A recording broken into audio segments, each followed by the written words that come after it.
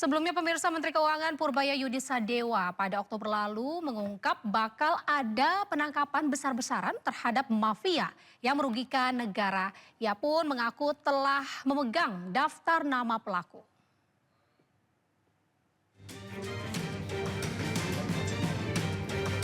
Usai sidang Kabinet Paripurna di Istana Negara Jakarta pada Oktober 2025 lalu, Menteri Keuangan Republik Indonesia Purbaya Yudi Sadewa mengungkapkan akan ada penangkapan besar-besaran pelaku penyelundupan atau mafia barang-barang ilegal.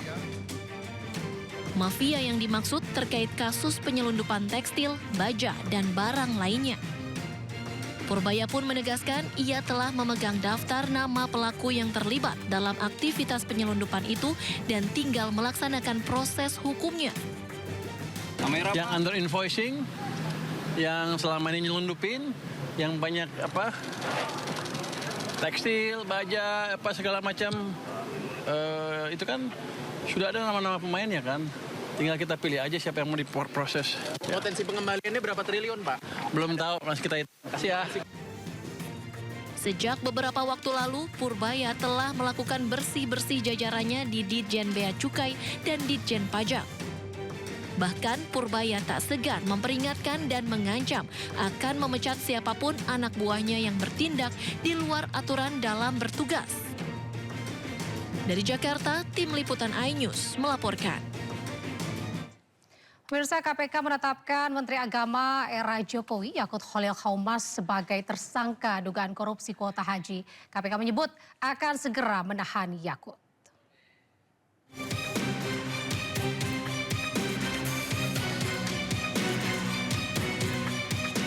Komisi Pemberantasan Korupsi menetapkan mantan Menteri Agama Yakut Khalil Qaumas sebagai tersangka kasus dugaan korupsi kuota haji tahun 2024.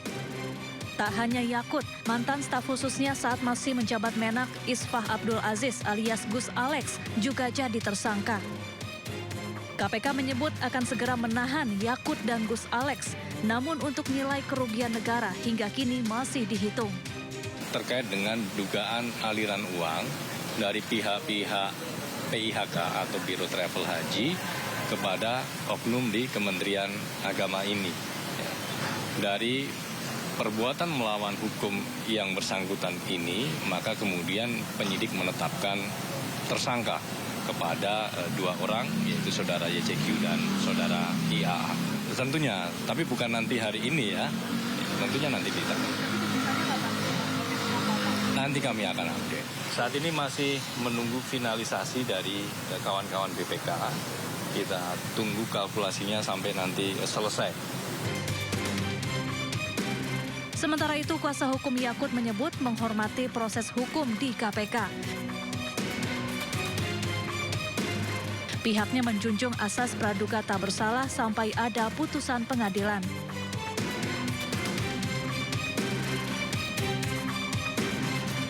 Sebelumnya KPK telah menaikkan status penanganan perkara ini ke penyidikan sejak Agustus 2025. Kasus ini bermula dari pemberian 20.000 kuota haji tambahan dari pemerintah Arab Saudi untuk Indonesia. Kuota seharusnya dibagikan 92% untuk kuota reguler dan 8% untuk kuota haji khusus. Namun Yakut malah membagikan 10.000 kuota untuk reguler dan 10.000 kuota untuk haji khusus.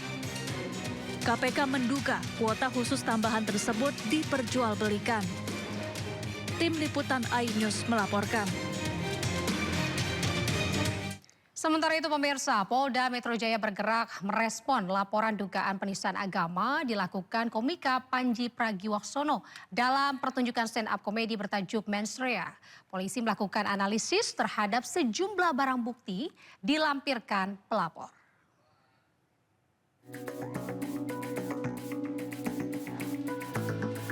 Polda Metro Jaya mulai menindaklanjuti laporan terhadap komika Panji Pragiwaksono terkait dugaan penghasutan di muka umum dan dugaan penistaan agama melalui acara stand-up komedi berjudul Mens Rea.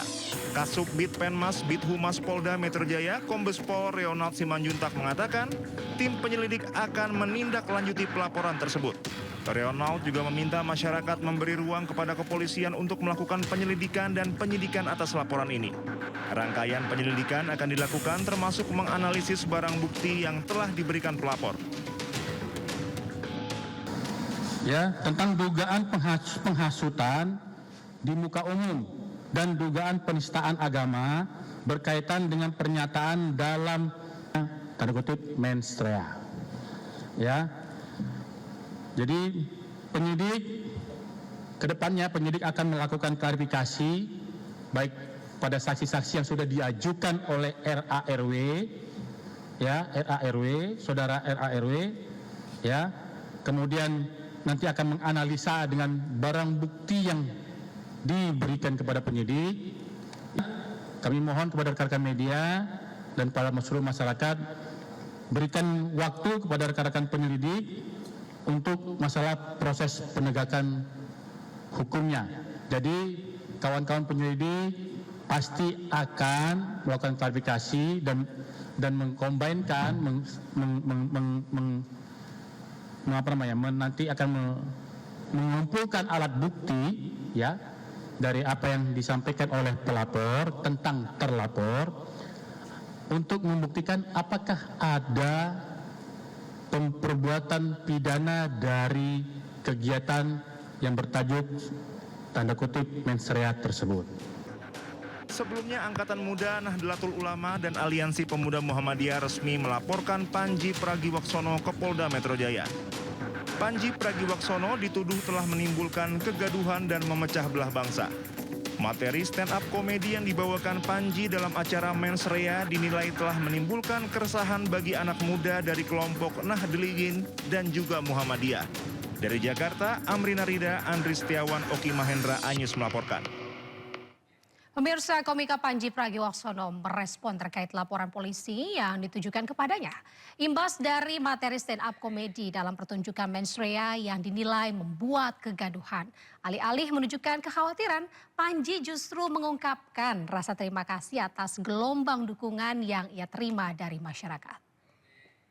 Hai, apa kabar Indonesia? Gue cuma mau bilang terima kasih untuk dukungannya, untuk doanya. Banyak banget yang ngedoain yang baik-baik ke gue. Gue juga baik-baik aja. Gue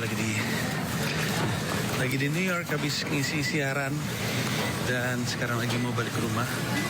Lapar, mau balik ke anak-anak dan istri dan makan malam sama mereka. Semoga lu juga sehat, semoga lu juga baik-baik aja. I love you guys. Dan terima kasih sudah mencintai kesenian stand-up komedi. Moga-moga gue masih punya banyak perkomedian untuk Anda. Bye. Pemirsa, pemerintah Kabupaten Lampung Selatan bersama BUMD PT Lampung Selatan Maju resmi memperkuat transformasi pengadaan digital melalui kolaborasi dengan M-Biz Market. Ini Lokapasar Mitra Resmi LKPP RI. Langkah ini menjadi upaya dari bagian menuju pengadaan dan juga lebih modern, transparan, serta efisien. Kerjasama ini menjadi komitmen nyata Pemkab Lampung Selatan untuk mengurangi intervensi manual dalam pengadaan barang dan jasa. Pengadaan melalui digital membuat proses lebih cepat, terdokumentasi dan mudah diawasi, sehingga berdampak langsung pada peningkatan pelayanan publik. Dengan melibatkan BUMD PT Lampung Selatan Maju, diharapkan kerjasama ini dapat meningkatkan pendapatan perusahaan dan memberikan kontribusi terhadap PAD di Lampung Selatan.